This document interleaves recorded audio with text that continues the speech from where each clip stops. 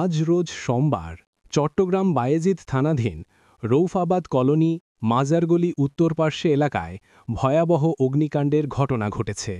আগুনে পুড়ে ছাই হয়ে গেছে শত শত পরিবারের হাজারো স্বপ্ন।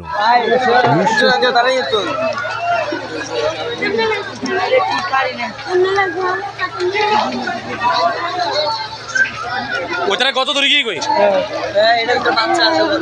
বাচ্চা আছে। আল্লাহ আল্লাহ আল্লাহ আল্লাহ আল্লাহ আল্লাহ।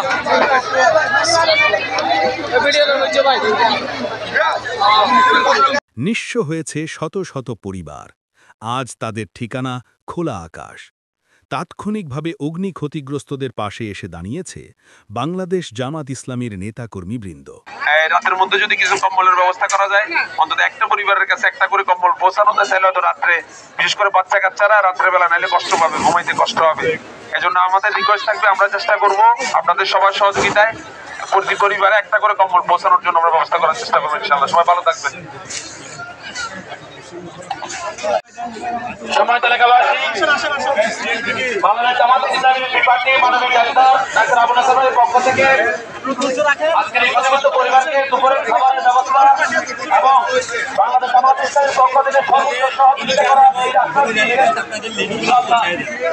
ঠিক আছে।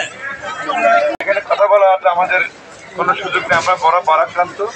আমরা এমন একটা বিপদ সংগঠিত হয়ে গেল, এটা আমরা কল্পনা করতে পারি নাই। এতগুলো ঘর পুড়ে গেছে, এতগুলো মানুষের সব সম্পদ নষ্ট হয়ে গেছে, পুড়ে গেছে, সবার টাকা পয়সা সব পুড়ে গেছে, কাপড় চোপড় সব পুড়ে গেছে। এখন কি করে আমরা এই খোলা আকাশের নিচে থাকবো? আমি তো কোনো পথেই পাচ্ছি না।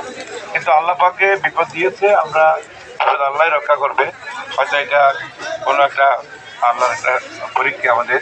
তো আমি মনে করি এখানে যারা আছেন, আমরা আজকে দুপুরে আপনাদের সাথে একবেলা খাবো ইনশাআল্লাহ। ধন্যবাদ। সিটিভি বাংলার সাথে থাকুন।